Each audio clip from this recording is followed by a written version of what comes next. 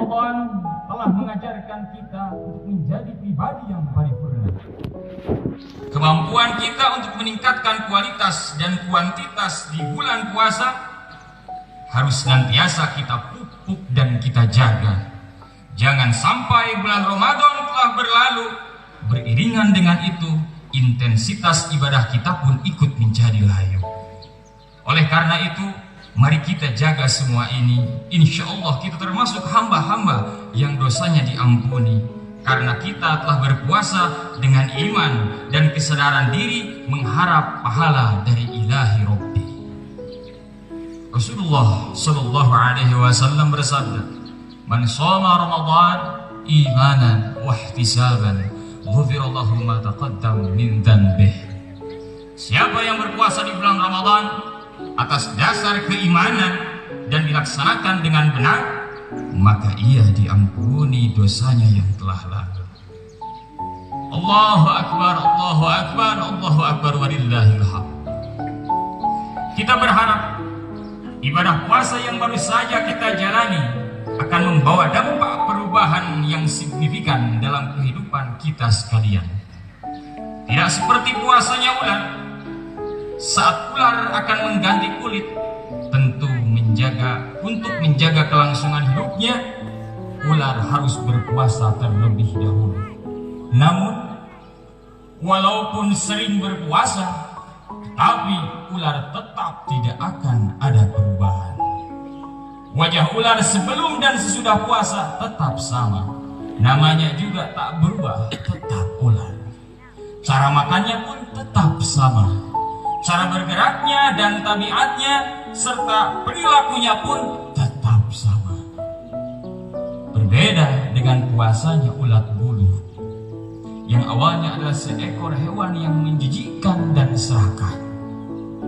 Semua makanan dia santap, tetapi begitu fase ulatnya selesai dan akan bermetamorfosa, dilakukan dengan puasa yang berkualitas dan bermutu.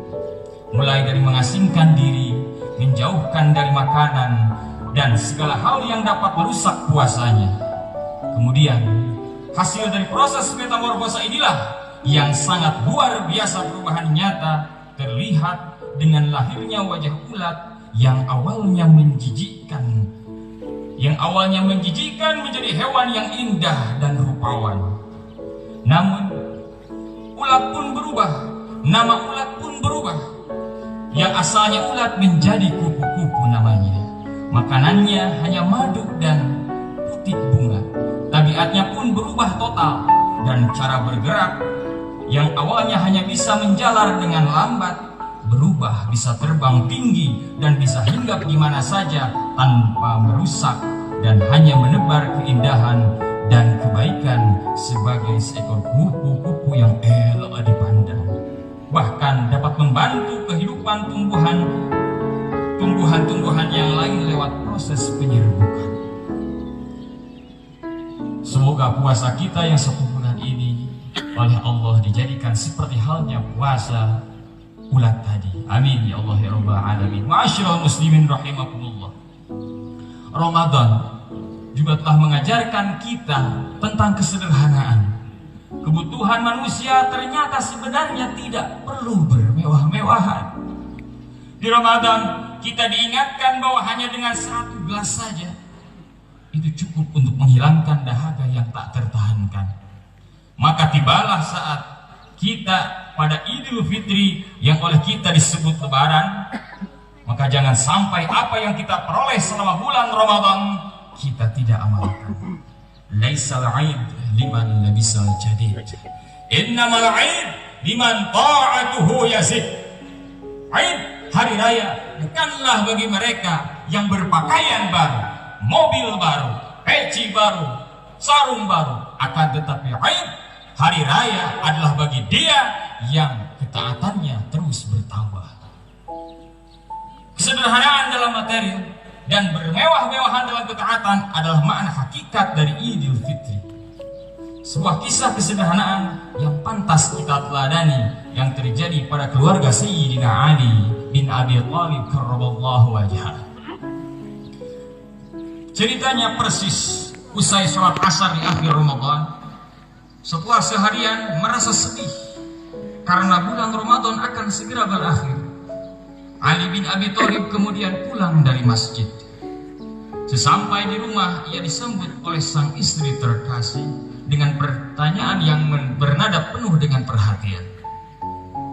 "Kenapa engkau terlihat pucat, wahai kekasihku?" tanya Sayyidah Fatimah. "Tak ada tanda-tanda keceriaan sedikit pun di wajahmu, padahal sebentar lagi kita akan menyambut kemenangan." Sayyidina Ali hanya terdiam lesu. Tak berapa lama kemudian, ia meminta pertimbangan sang istri untuk mensedekahkan semua simpanan pangan mereka kepada fakir miskin. Hampir sebulan kita mendapatkan pendidikan di Ramadan bahwa lapar dan haus itu teramat pedih. Segala puji bagi Allah yang selalu melimpahkan rezeki setiap hari bagi keluarga kita. Akan tetapi, tidak seperti saudara-saudara kita para fakir dan miskin yang serba dengan kekurangan. Singkat cerita, sore itu juga beberapa saat sebelum takbir berkumandang, Ali bin Abi Thalib terlihat sibuk mendorong pedatinya yang terdiri dari 3 karung gandum dan 2 karung kurma hasil dari panen kebunnya. Ingat saudara, satu pedati, satu gerobak, bukan hanya sejumput gandum atau beras yang nilainya 2,5 atau 3 kilo beras untuk zakat fitrah seperti yang dilakukan di tempat-tempat ini, bukan, tapi satu pedati, satu gerobak. Kemudian Sayyidina Ali berkeliling dari pojok kota perkampungan untuk membagi-bagikan gandum dan kurma itu kepada fakir miskin dan yatim piatu. Bersama istri tercinta sambil menuntun kedua putra terkasih Hasan dan Husain dengan penuh riang dan gembira. Singkat cerita, keesokan harinya saat sholat Idul Fitri, Sayyidina Ali berkhutbah di Masjid Qiblatain. Potongan isi khutbah itu diantaranya tentang beberapa tanda-tanda orang yang memperoleh nilai-nilai takwa dari puasanya sebulan penuh, yaitu mereka yang peka hati nuraninya sehingga menggerakkan tangannya untuk peduli kepada sesama, berbagi rezeki, berbagi kebahagiaan, berbagi senyum yang hangat, sebab kita semua sudah merasakan bahwa betapa lapar dan dahaga itu sesuatu yang berat. Setelah sholat Id selesai dan hari masih pagi, sahabat karib beliau Ibnu Rafi'ah dan Abul Aswad Ad-Du'ali berkunjung ke rumah Sayyidina Ali bermaksud mengucapkan selamat Idul Fitri kepada keluarga Rasulullah tersebut. Begitu pintu Sayyidina Ali terbuka, alangkah kagetnya mereka berdua ketika hidung 2 karib ini lamat-lamat mencium aroma yang tak sedap dari nampan yang berisi gandum dan roti yang sudah basi, dan disantapnya makanan yang tak layak konsumsi itu dengan lahapnya.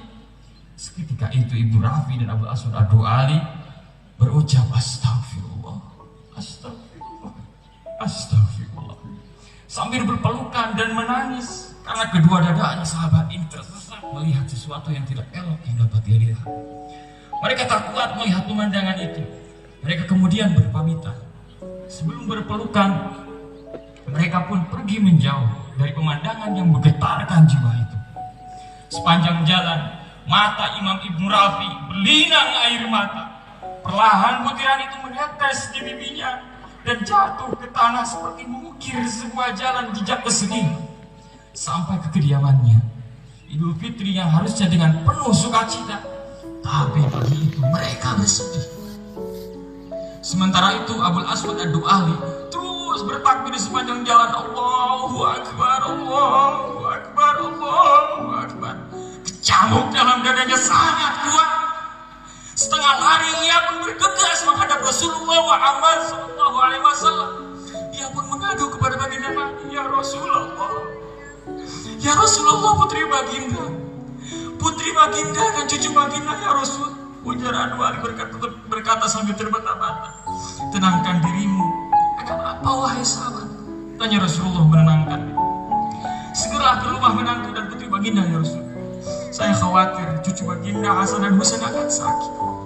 Ada apa dengan cucuku dan keluargaku? Saya tak kuat menceritakan itu sekarang. Lebih baik menengoknya sendiri. Tak berpikir lama, Rasulullah pun segera menuju rumah putri tercintanya. Tiba sampai di halaman rumah, tak ada apa-apa yang dikhawatirkan oleh Abdul Ali. Keluarga itu tak merasa ada apapun yang aneh. Justru tawa bahagia mengisi percakapan antara Sayyidina Ali dan Sayyidah Fatimah dan kedua anak-anaknya.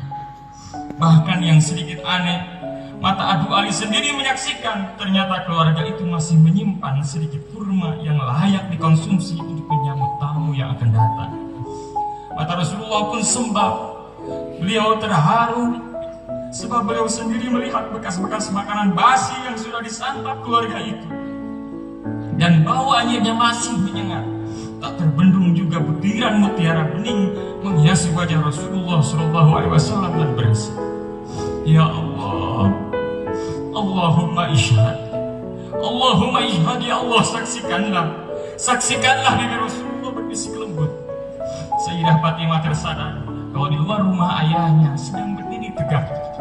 Gandum basi yang dipegangnya terjatuh ke lantai.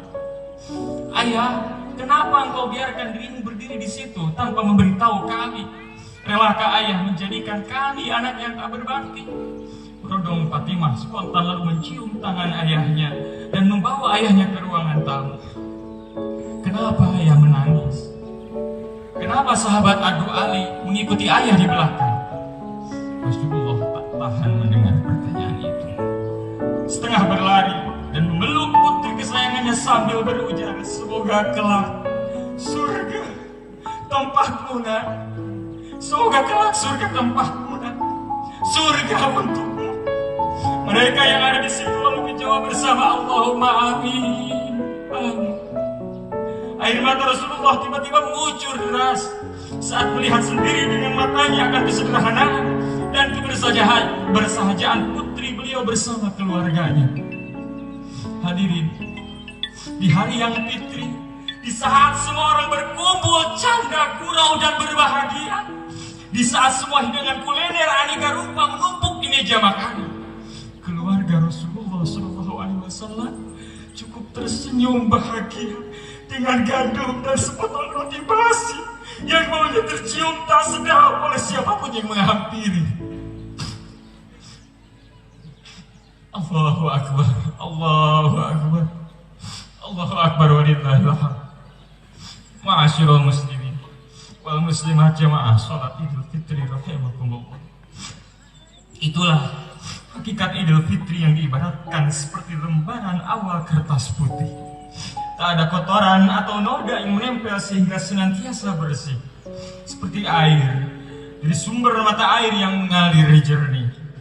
Kesucian ini harus kita jaga sekuat tenaga agar kertas dan air ini tak ternoda. Mari hindari berbuat dosa, baik itu dosa antar sesama, terlebih dosa kepada Allah Subhanahu wa Ta'ala. Lalu bagaimana caranya? Jika kita berbuat kesalahan atau dosa pada Allah Subhanahu wa Ta'ala, bertaubat menjadi jalannya. Kita harus beristighfar sepenuh jiwa untuk tidak mengulangi lagi segala dosa. Sebagai wujudnya, kita harus mengiringi perbuatan dosa dengan perbuatan baik sebagai penggantinya. Jika itu dosa kepada sesama manusia, silaturahmi menjadi solusinya. Kata maaf harus terucap dari mulut kita dan bersama berkomitmen untuk memulai kehidupan bersama yang lebih baik ke depannya. Dalam Al-Quran surat Ali Imran 143, Allah menegaskan bahwa seorang muslim yang memiliki ketakwaan dianjurkan mengambil paling tidak satu dari 3 sikap dari seseorang yang telah berbuat kesalahan. Sikap itu adalah amarah ditahan, memaafkan, dan berbuat baik terhadap orang yang berbuat kesalahan. Alladzina yunfiquna fis-sarra'i wal-dharra'i wal-kadhibina al-ghayza wal-'afina 'anil nas wallahu yuhibbul muhsinin. Yaitu orang yang berinfak baik di waktu lapang maupun sempit, dan orang-orang yang menahan amarahnya dan memaafkan kesalahan orang lain. Dan Allah mencintai orang yang berbuat kebaikan. Kita perlu ingat bahwa sama muslim adalah bersaudara dalam naungan ridha Allah Subhanahu wa Ta'ala. Sudah semestinya harus saling berbuat baik kepada sesama dengan sepenuh jiwa. Persaudaraan itu seperti hubungan tangan kanan dan tangan kiri. Walaupun berbeda dan tidak sama, namun harus saling membantu tak kenal iri. Hubungan keduanya selalu harmonis dan saling berbagi peran sekaligus saling melengkapi. Tangan kiri tak akan menyakiti tangan kanan. Begitupun juga sebaliknya, tangan kanan tak akan sampai hati menyakiti tangan kiri. Apalagi di masa sulit, masa pandemi seperti ini dan mudik pun dibatasi. Kepekaan terhadap penderitaan orang lain harus terus disemai. Bantulah orang lain dari kesulitan yang mereka hadapi. Kepekaan sosial yang telah dilatih pada bulan Ramadan dengan merasakan lapar dan dahaga harus dilanjutkan kembali. Kita harus menjadikan Idul Fitri ini sebagai momentum kebahagiaan bersama yang hakiki. Dalam hadis Rasulullah Sallallahu Alaihi Wasallam bersabda, "Ma min mu'minin yu'azzi akhahu bi musibatin illa kasahu Allah Subhanahu wa ta'ala min hulalil karamati yaumil qiyamah." Tidaklah seorang mukmin menghibur saudaranya karena musibah yang menimpanya kecuali Allah mengenakan kepadanya pakaian-pakaian kemuliaan di hari kiamat. Allahu Akbar, Allahu Akbar, Allahu Akbar, walillahil hamd. Saling memaafkan dan peka terhadap penderitaan orang lain tentunya tidak boleh sampai melupakan kepekaan pada orang yang ada di dekat sekitar kita. Terlebih sosok yang paling berjasa dalam kehidupan kita yaitu kedua orang tua kita. Dalam ajaran agama, orang tua adalah sosok yang mulia dan harus kita hormati serta sayangi selamanya. Kita harus memperlakukan mereka dengan baik karena mereka adalah jimat kita di dunia. Bagi mereka yang orang tuanya sudah meninggal dunia, ziarahilah makamnya. Panjatkan doa kepada Yang Kuasa, semoga mereka diampuni dosanya dan amal ibadahnya diterima di sisi Allah Subhanahu wa Ta'ala. Bagi yang orang tuanya masih dalam keadaan sehat dan masih bersama kita, jagalah dan kunjungilah mereka. Terlebih sosok ibu yang telah susah payah melahirkan kita ke dunia. Ia adalah sosok yang paling berjasa dan dapat mengantarkan kita ke surganya Allah yang abadi. Apa kabar ia hari ini? Sudahkah kita bersilaturahmi? Sudahkah kita meraih tangannya yang sudah semakin hari lemah termakan hari? Ya Allah, berilah kesehatan dan keberkahan pada orang tua kami. Jadikanlah kami anak-anak yang berbakti dan tahu berbalas budi. Kita perlu sadar, sesukses apapun kita tak akan lepas dari peran orang tua. Sebanyak apapun materi yang kita miliki, tak akan bisa membalas jasa-jasa mereka. Ridho orang tua akan menjadi sumber kesuksesan kita. Sebaliknya, kemarahannya adalah merupakan sebuah bencana dalam kehidupan kita. Ridullah fi ridul walidain wa sukhtullah fi sukhtul walidain. Keriduan Allah tergantung kepada keriduan orang tua dan kemarahan Allah tergantung pada kemarahan orang tua juga. Mari kita kenang perjuangan mereka ketika kita masih kecil, tak bisa berbuat apa-apa. Dengan kasih sayang, mereka menggendong kita, mencium kita dan membesarkan kita dengan penuh cinta. Bagaimana sebaliknya? Ketika mereka tergeletak sakit tak berdaya, sempatkah kita menjenguknya? Berapa kali kita mengusap keningnya, menyuapinya, dan menggantikan pakaiannya ketika ia terbaring sakit di atas tempat tidurnya? Rutinkah kita memeluk tubuhnya yang semakin lemah tak berdaya sambil tersenyum, sebagaimana ia lakukan di masa kita kecil? Oleh karenanya, di hari yang penuh dengan kebahagiaan ini, mari kita berdoakan bersama. Semoga orang tua kita senantiasa diberikan keberkahan. Semoga mereka senantiasa mendapatkan perlindungan dan kesehatan serta kemudahan. Semoga mereka akan tetap terjaga iman, Islam dan ihsannya saat nanti dipanggil oleh Allah Subhanahu wa Ta'ala. Ja'alana Allah wa iyyakum minal 'aidin wal faizin wal maqbulin kullu 'amin wa antum bi khair. Bismillahirrahmanirrahim. Wasari'u ila maghfiratin min rabbikum wa jannatin 'arduha as-samawati wal ardu uiddat lil muttaqin wa qur rabbighfir warhamhu anta khairur rahimin.